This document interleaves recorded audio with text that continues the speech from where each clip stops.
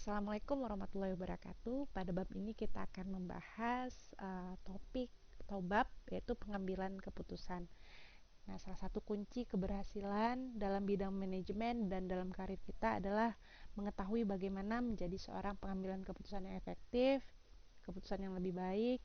Nah, dalam ilmu manajemen, pengambil keputusan ini merupakan inti ya dari manajemen karena ini merupakan semua tahapan yang akan dilalui oleh para manajer, dan manajer ini akan dievaluasi dari keputusan yang mereka ambil. Nah, pada bab ini kita akan membahas konsep pengambilan keputusan dan bagaimana gaya dari si manajer dalam melakukan pengambilan keputusan.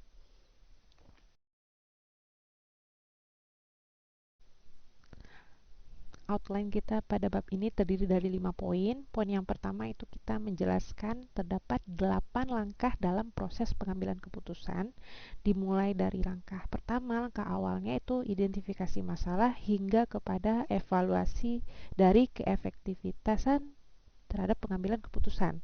Nah, untuk poin yang kedua kita menjelaskan 4 cara dalam pengambilan keputusan.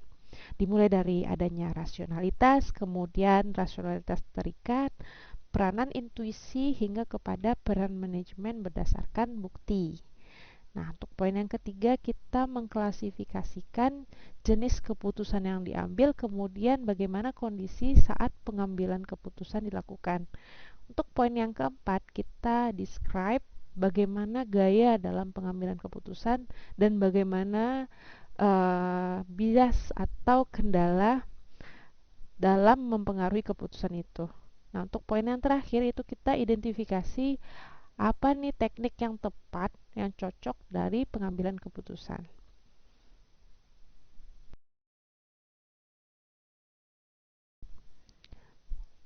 Definisi keputusan itu sendiri bisa kita lihat bahwa keputusan itu merupakan suatu pilihan ya dan pertimbangan. Kemudian dia memainkan peranan yang penting dalam apa yang harus dilakukan oleh perusahaan. Nah, sebagai contoh kita bisa lihat bahwa manajer pada semua tingkatan dan semua area di organisasi pasti akan melakukan pengambilan keputusan. Nah, artinya di sini mereka juga melakukan atau membuat suatu pilihan dari berbagai dua atau lebih ya alternatif.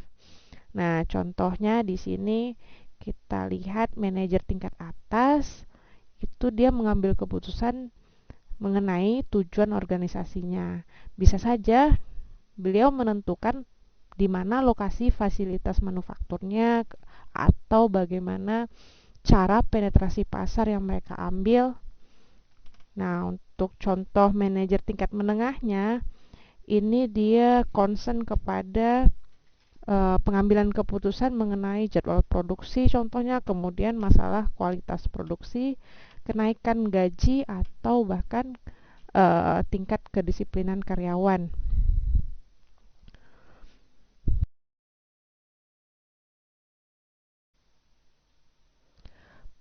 Oke, selanjutnya kita akan membahas proses pengambilan keputusan, di mana untuk poin pertama atau langkah pertama kita melakukan identifikasi suatu masalah, di mana sebagai artian ya masalah itu merupakan sebuah perbedaan atau adanya gap antara kondisi yang ada dengan kondisi yang diinginkan.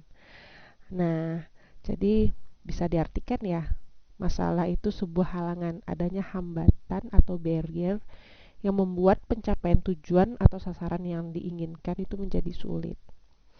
Nah, ini salah satu contoh proses pengambilan keputusan bisa kita lihat ya, eh, keinginan untuk membeli laptop, padahal kondisinya laptop saat ini masih ada. Nah, dia membutuhkan, ingin memiliki laptop yang lebih efisien atau kondisi yang diinginkannya seperti itu. Nah, untuk poin kedua itu kita melakukan uh, identifikasi kriteria keputusan. Nah, setiap keputusan ini mempunyai kriteria yang membantu kita untuk membuat suatu keputusan. Walaupun terkadang kriteria itu tidak dinyatakan secara eksplisit. Nah, yang dimaksud dari kriteria keputusan ini, kriteria mendefinisikan apa yang penting atau relevan dalam memecahkan suatu masalah. Nih, sebagai contoh nih kriteria keputusan dalam kita membeli laptop, kita mempertimbangkan beberapa aspek ya dengan teliti, hati-hati, baik itu kapabilitas memori dan penyimpanan, kemudian kualitas tampilan, daya tahan baterai, garansi juga dilihat, kemudian berat laptopnya seperti apa, dan lain sebagainya, atau kualitas tampilan layoutnya, dimensinya. Nah, itu merupakan kriteria ya yang relevan dalam keputusan kita untuk membeli laptop. Nah, untuk langkah yang ketiga kita melakukan pengalokasian bobot pada kriteria. Nah, jika kriteria yang relevan tidak sama pentingnya, pembuat keputusan harus memberi bobot pada masing-masing kriteria agar dapat memberinya prioritas yang tepat dalam membuat keputusan. Nah, ini diartikan sebagai kita menggunakan bobot ya atau skor pada masing-masing kriteria yang tadi telah Ibu sebutkan. Nah, kita identifikasi bobotnya dari yang tertinggi sampai yang terendah. Bisa kita berikan nilai untuk bobot tertinggi, kualitas yang bagusnya itu dari bobot 10 sampai pada bobot terendah dengan angka 1. Nah, kita bisa menilai ya, melakukan kriteria pada setiap uh, identifikasi kriteria yang telah kita sebutkan sebelumnya, kita berikan bobot atau skor. Nah, untuk langkah yang keempat, kita mengembangkan alternatif. Nah, untuk langkah alternatif, kita harus membuat keputusan ini menjadi suatu daftar alternatif yang dapat memecahkan masalah, problem solvingnya seperti apa. Jadi kita misalnya nih dalam case-nya ini pembelian laptop. Nah, nanti ada beberapa merek laptop lain yang kita akan comparekan. Kemudian kita memberikan skor masing-masing merek. Nah, itu sebagai alternatif ya dalam pembelian keputusan pembelian laptop. Nah, untuk yang proses yang terakhir kita melakukan analisa alternatif. Setelah kita kembangkan alternatif lagi tadi, kemudian kita melakukan penganalisis. Itu pembuat keputusan itu kita melakukan evaluasi setiap kemungkinan dengan menggunakan kriteria pada langkah yang kedua. Nah, pada langkah ini kita melakukan total skornya pada masing-masing alternatif. Ini merupakan jumlah bobot kriteria. Nah, setelah kita melakukan alternatif ya merek yang lain dari laptop yang ingin kita cari, kita lakukan total skor. Mana skor yang tertinggi, maka itulah yang akan diambil. Nah, langkah yang keenam itu memilih alternatif. Apa skor tertinggi? Misalnya nih dari beberapa laptop, ada laptop HP, Sony Vaio, Lenovo, Apple, MacBook, Toshiba, Sony, Dell. Nah, maka setelah diperoleh, dilakukan total score atau bobot, baik itu kita lihat dari sisi memori dan storage-nya, kemudian battery life, carrying weight, berat bobotnya, garansinya seperti apa, display quality-nya, dan lain-lain, kita lakukan skor, maka total yang tertinggi dari masing-masing merek, maka itulah yang alternatif yang dipilih. Nah, untuk yang ketujuh itu mengimplementasikan alternatif, itu melaksanakan pembelian terhadap laptop. Nah, tadi kan ini contoh ya beberapa merek alternatif, maka sebagai contoh bisa kita ambil nih yang tertinggi skornya itu mungkin merek Dell, maka kita melaksanakan pembelian terhadap laptop merek Dell. Pada tahap langkah ketujuh kita melakukan eksekusi terhadap proses pengambilan keputusannya.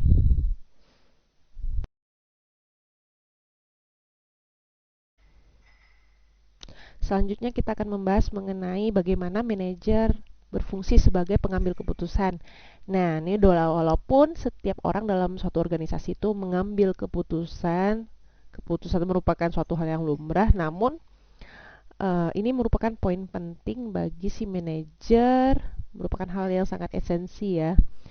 Karena dari tabel bisa kita lihat bahwa keempat fungsi manajemen merupakan fungsi krusial bagi seorang manajer, karena para manajer pada saat melakukan perencanaan, planning, kemudian organizing, leading, dan controlling itu disebut sebagai pengambil keputusan.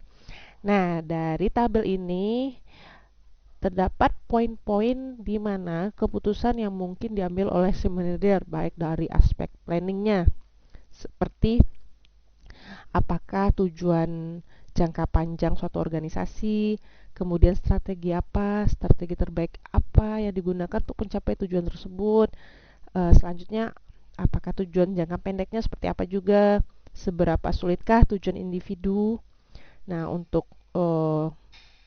poin pengorganisasian, organizing itu, keputusan yang mungkin diambil manajer itu melihat berapa banyak karyawan yang harus melapor secara langsung ke saya.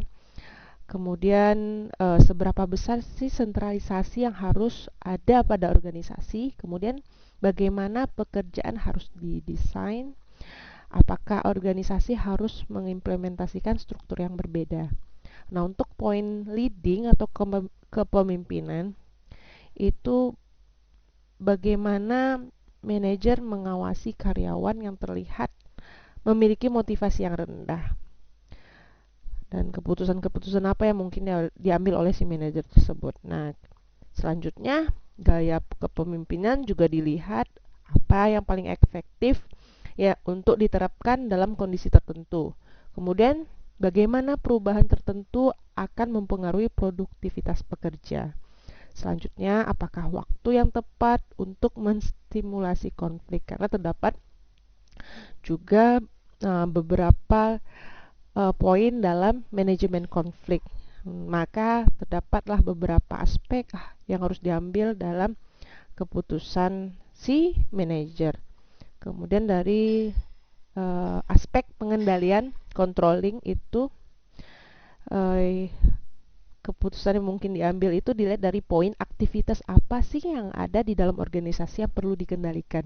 Perlu dilakukan pengawasan, dilakukan kontrol. Selanjutnya, bagaimana aktivitas tersebut harus dikendalikan. Kapankah deviasi kinerja sangat menonjol? Selanjutnya, jenis sistem informasi manajemen apa yang harus dimiliki oleh organisasi.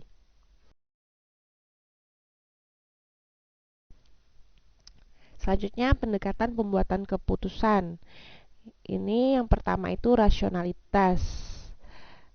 Keputusan diambil secara logis, konsisten, dan memaksimalkan nilai value-nya ya. Dimana kita mengasumsikan bahwa manajer akan menggunakan pengambilan keputusan yang rasional. Jadi jenis pengambilan keputusan di mana pilihan tersebut, pilihan yang ada logis dan konsisten, serta dia memaksimalkan value. Nah, jadi manajer mempunyai semua jenis sarana dan teknik untuk membantunya menjadi sebuah pembuat keputusan yang rasional. Nah, apa sih yang dimaksud dengan pengambilan keputusan yang rasional? Secara asumsi ya, akan sangat objektif dan logis. Masalah yang dihadapi juga akan menjadi jernih dan tidak bias, serta pembuat keputusan ini akan mempunyai tujuan yang jelas, goalsnya jelas dan spesifik, serta mengetahui semua alternatif yang ada yang mungkin, kemudian konsekuensinya juga seperti apa mereka juga sudah tahu. Nah, untuk yang terakhir ini, pengambilan keputusan yang rasional akan secara konsisten dan kontinu menghasilkan pemilihan alternatif yang memaksimalkan kemungkinan tercapainya tujuan tersebut.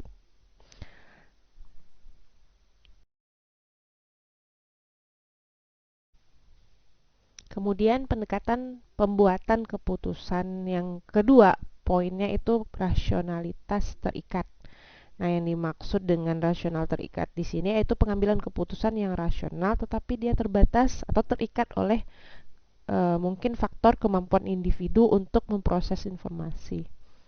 Nah, seorang manajer ini diharapkan rasional ketika mengambil keputusan. Mereka memahami bahwa Keputusan yang baik harus melakukan beberapa hal dan memperlihatkan perilaku pengambilan keputusan yang baik pada saat identifikasi masalah, kemudian mempertimbangkan alternatif, mengumpulkan informasi, serta bertindak tegas namun bijaksana. Nah, apabila melakukan semua hal tersebut, mereka menunjukkan kepada yang lain bahwa mereka kompeten, able, dan keputusannya adalah hasil dari pertimbangan yang cerdas. Namun, pendekatan yang lebih realistis untuk menjelaskan bagaimana manajer mengambil keputusan adalah merupakan suatu konsep rasional terikat. Terdapatnya suatu keterbatasan dari kemampuan si manajer untuk memproses informasi. Nah, karena mungkin ya, si manajer itu tidak mungkin menganalisis semua informasi tentang semua alternatif. Jadi, manajer lebih tepat dikatakan memuaskan dan bukan memaksimalkan. Artinya mereka menerima solusi yang cukup baik. Mereka rasional sebatas ikatan kemampuannya memproses informasi. Nah, namun begitu, pengambil keputusan oleh manajer mungkin juga dipengaruhi oleh budaya organisasi, kemudian kita lihat juga politik internalnya, pertimbangan daya, dan fenomena. Itulah yang disebut dengan eskalasi komitmen.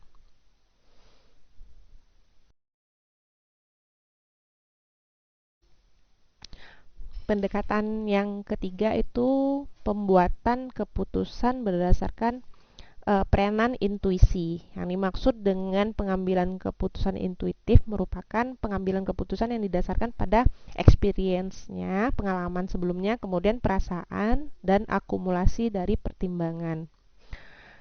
Nah, pengambilan keputusan intuitif ini dapat melengkapi baik itu pengambilan keputusan yang rasional maupun rasional terikat. Kenapa? Terdapat beberapa alasan ya. Yang pertama, manajer yang berpengalaman dengan masalah atau situasi yang serupa, yang sama itu seringkali dapat bertindak cepat, fast respon dengan apa yang terlihat sebagai informasi yang terbatas karena pengalaman yang terdahulu. Kemudian selain itu, terdapat penelitian atau studi yang dilakukan menemukan bahwa individu yang telah mengalami perasaan dan emosi yang mendalam ketika mengambil keputusan sebenarnya mencapai kinerja pengambilan keputusan yang lebih tinggi, terutama apabila mereka memahami perasaan ketika mengambil suatu keputusan.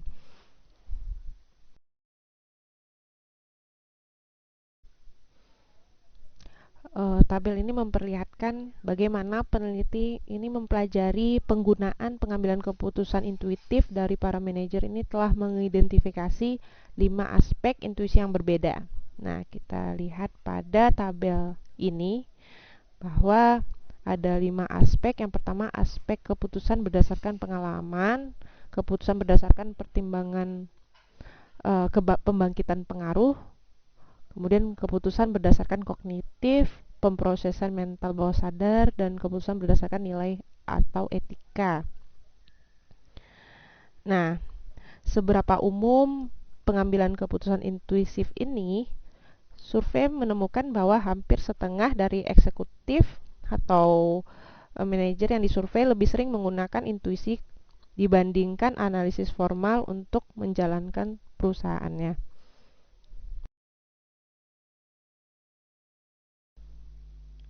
Pendekatan pembuatan keputusan yang terakhir, poin yang keempat, yaitu peran manajemen berdasarkan bukti ya, evidence based management. Ini merupakan penggunaan yang sistematis dari bukti terbaik yang tersedia untuk meningkatkan praktek-praktek dalam manajemen. Nah, manajemen berdasarkan bukti ini cukup relevan terhadap pengambilan keputusan manajerial. Terdapat 4 unsur ya yang meliputi ini. Unsur pertama itu kita lihat keahlian dan penilaian terhadap pengambilan keputusan. Kemudian unsur yang kedua, bukti eksternal yang telah dinilai oleh pengambil keputusan. Kemudian unsur yang ketiga, opini, preferensi, dan nilai dari pihak-pihak yang memiliki kepentingan dalam sebuah keputusan. Dan unsur yang keempat yaitu faktor-faktor organisasional atau internal yang relevan, seperti konteksnya, kemudian situasi, dan anggota organisasi. Nah, ketika kekuatan atau pengaruh tiap-tiap unsur ini pada suatu keputusan akan berbeda-beda ya, perlakuan dalam setiap keputusan. Terkadang intuisi atau pertimbangan pengambil keputusan mungkin memiliki penekanan lebih dalam keputusan. Di lain waktu, unsur opini dari pemangku kepentingan atau stakeholder dan di waktu yang lain lagi mungkin pertimbangannya bersifat etis atau konteks organisasional. Nah, kuncinya ini bagi para manajer adalah untuk mengenali dan memahami pilihan yang penuh pertimbangan ini dan dilakukan secara sadar, seperti dalam hal unsur mana yang paling penting dan harus ditekankan dalam pengambilan keputusan.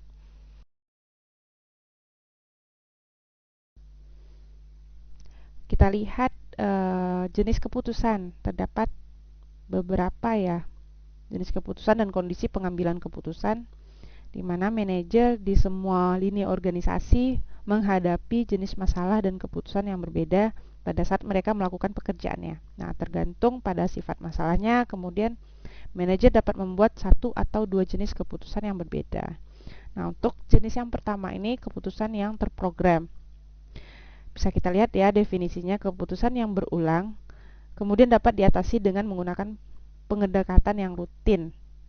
Artinya masalahnya bersifat langsung, dikenal, dan mudah didefinisikan. Kemudian untuk jenis keputusan terprogram ada 3 poin ya. Yang pertama prosedur. Sejumlah langkah beruntun yang digunakan untuk merespon masalah yang terstruktur dengan baik. Kemudian peraturan. Pernyataan eksplisit yang memberitahu manajer apa yang boleh dan apa yang tidak boleh dilakukan. Terdapat rules ya yang menjadi pedoman bagi si manajer untuk melakukan tindakan. Nah, kemudian kebijakan yaitu pedoman untuk membuat keputusan.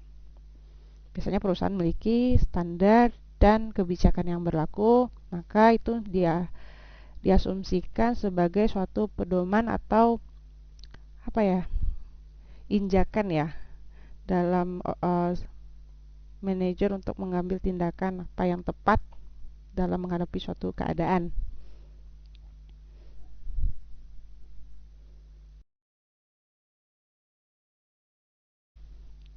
Nah, untuk jenis keputusan yang kedua itu keputusan yang tidak terprogram, di mana keputusan ini bersifat unik dan tidak berulang, membutuhkan solusi yang perlu disesuaikan.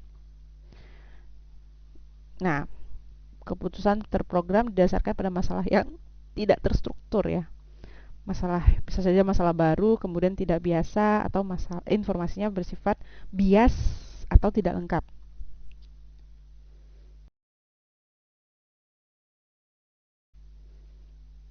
Tabel ini menguraikan perbedaan antara keputusan terprogram dengan keputusan yang tidak terprogram. Nah, manajer tingkat bawah sangat mengandalkan keputusan terprogram, baik itu berupa prosedur, peraturan, dan kebijakan, karena mereka menghadapi masalah yang sudah lazim dan berulang. Nah, pada saat manajer bergerak ke atas pada hierarki organisasi, masalah yang mereka hadapi menjadi lebih tidak struktur. Kenapa? Karena manajer tingkat bawah menangani keputusan rutin, kemudian menyerahkan keputusan yang tidak biasa atau sulit kepada manajer tingkat atas. Nah, itu kebiasaannya ya.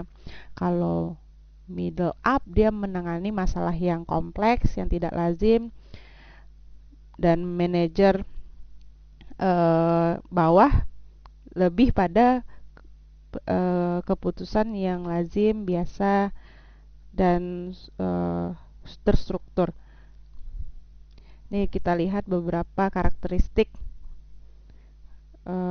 keputusan terprogram dengan keputusan tidak terprogram. Ini dilihat dari jenis masalahnya. Kalau dia terprogram itu terstruktur dan tidak struktur ya bagi yang tidak terprogram. Nah, tingkatan manajerialnya seperti yang Bu jelaskan tadi, untuk keputusan terprogram lebih pada tingkat bawah. Itu frekuensinya berulang, rutin, dan untuk keputusan tidak terprogram lebih pada manajer tingkat atas, baru, tidak biasa, karena informasinya terkadang bersifat ambigu, bias, atau tidak lengkap. Kemudian kerangka waktu solusinya, kalau keputusan terprogram bersifat pendek, dan sebaliknya keputusan tidak terprogram itu jangka panjang. Dan untuk solusinya tergantung pada Untuk keputusan terprogram itu prosedur, peraturan, dan kebijakan, hal-hal yang lazim. Untuk keputusan tidak terprogram itu solusinya bergantung pada pertimbangan. Ada beberapa poin pertimbangan dan dilihat pula dari kreativitas dari pemangku pengambil keputusan tersebut.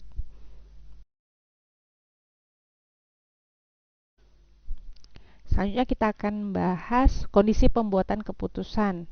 Ketika mengambil suatu keputusan, manajer mungkin menghadapi 3 kondisi yang berbeda, baik itu dari segi kepastian, aspek risiko, dan ketidakpastian. Nah, kita akan bahas masing-masing karakteristiknya. Yang pertama itu kepastian. Itu kondisi atau situasi di mana pembuat keputusan dapat membuat keputusan yang akurat karena semua hasil sudah diketahui. Nah, untuk poin yang risiko, itu situasi atau kondisi di mana pengambil keputusan dapat mengestimasikan kemungkinan hasil yang pasti. Karena berdasarkan risiko, manajer mempunyai data historisnya terlebih dahulu dari pengalaman pribadi di masa lalu ataupun informasi sekunder yang memperbolehkan mereka untuk menempatkan kemungkinan pada alternatif yang berbeda. Nah, untuk poin yang ketiga itu ketidakpastian, merupakan kondisi atau situasi di mana pembuat keputusan tidak mempunyai kepastian maupun estimasi probabilitas yang masuk akal. Nah, manajer menghadapi situasi pengambilan keputusan yang tidak pasti di sini ya. Dalam kondisi tersebut, pilihan alternatif dipengaruhi oleh terbatasnya informasi yang tersedia, kemudian orientasi psikologi dari pengambil keputusan.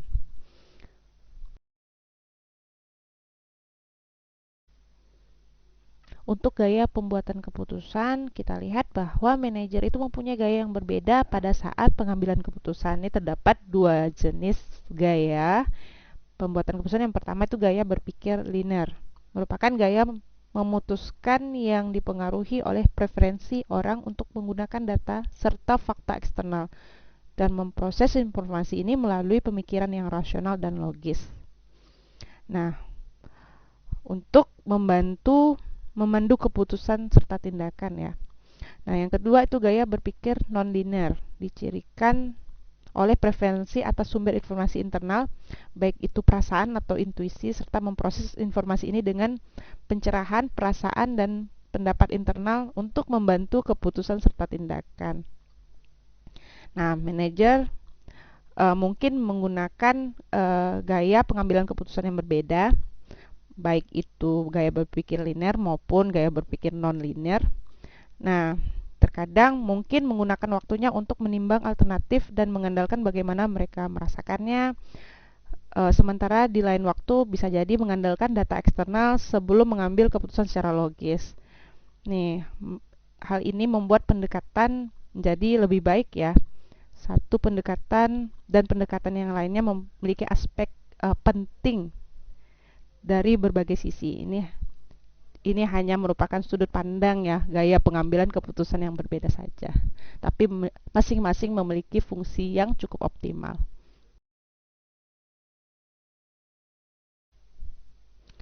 Diagram ini mengidentifikasikan terdapat 12 kesalahan dan bias umum ya yang dibuat si manajer. Untuk poin pertama kita bisa lihat bias terlalu percaya diri. Ini dimaksudkan bahwa apabila pengambil keputusan cenderung berpikir bahwa mereka tahu lebih banyak daripada yang mereka lakukan atau memiliki pandangan positif yang tidak realistis tentang diri mereka sendiri dengan kinerjanya, maka itu menunjukkan bias terlalu percaya diri. Untuk bias gratifikasi segera, mencerminkan pengambil keputusan ini cenderung menginginkan imbalan segera dan menghindari biaya segera.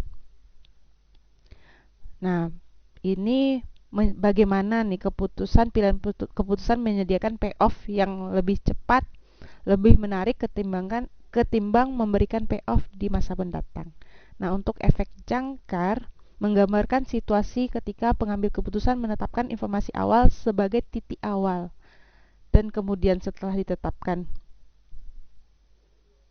Kemudian untuk bias persepsi selektif. Ini ketika pengambil keputusan mengorganisasikan dan menginterpretasikan kejadian secara selektif berdasarkan persepsinya. Nah, ini yang dimaksud dengan bias persepsi selektif. Untuk bias konfirmasi, Itu pengambil keputusan mencari informasi yang menegaskan lagi pilihannya di masa lalu. Kemudian mengurangi informasi yang bertolak belakang dengan penilaian di masa lalu. Itu menunjukkan bias konfirmasi, melakukan confirm terhadap keadaan dan pilihan masa lalu. Kemudian bias pembingkaian. Ini pada bias pembingkaian, pengambil keputusan memilih dan menyoroti aspek-aspek dari situasi tertentu. Untuk bias ketersediaan, ini menyebabkan pengambilan keputusan cenderung mengingat kejadian yang terakhir dan yang dipatri jelas di benak mereka. Ini bias ketersediaan, based on yang keadaan terakhir. Untuk bias representasi, ini ketika pengambilan keputusan menilai kemungkinan terjadinya sebuah kejadian berdasarkan seberapa mirip hal itu dengan kejadian lain atau serangkaian kejadian lain. Itu merupakan suatu bias presentasi. Untuk bias ketidakteraturan, ini timbul apabila pengambil keputusan mencoba mencari arti dari kejadian yang bersifat acak. Nah, untuk biaya tertanam, pengambil keputusan lupa bahwa pilihan saat ini tidak dapat mengubah masa lalu. Atau teknik terakhir ya, bias pengamatan. Kecenderungan pengambilan keputusan untuk melakukan kesalahan karena mereka percaya bahwa setelah hasilnya diketahui, mereka dapat secara akurat memprediksi hasil dari suatu kejadian. Dan yang terakhir ya, bias melayani diri sendiri. Itu pengambilan keputusan merasa cepat bangga atas keberhasilannya dan menyalahkan kegagalan pada faktor dari luar. Nah, mereka memandang bahwa kegagalan merupakan faktor eksternal saja.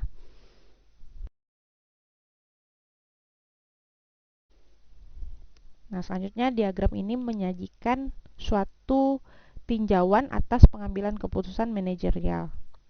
Sejalan dengan kepentingan terbaiknya, manajer pastilah ingin mengambil keputusan yang terbaik, yaitu memilih alternatif yang terbaik dari beberapa alternatif, kemudian mengimplementasikannya dan menentukan apakah masalahnya telah terpecahkan, yang merupakan alasan utama bagi pembuat keputusan ini diperlukan.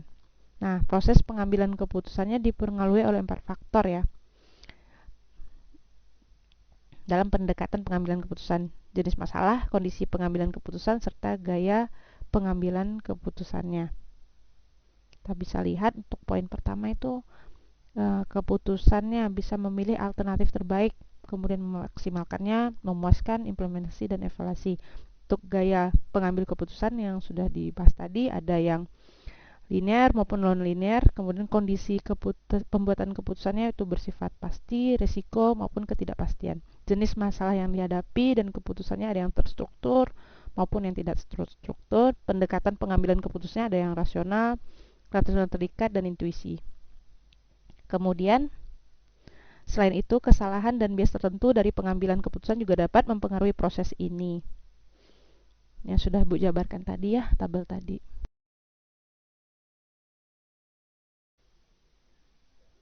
Ini terdapat tugas individu ya yang Anda akan kerjakan. Seperti biasa Ibu kasih tenggang waktu deadline-nya 1 minggu di H-1, pengumpulannya di hari Jumat ya. Tugasnya dilakukan secara individu.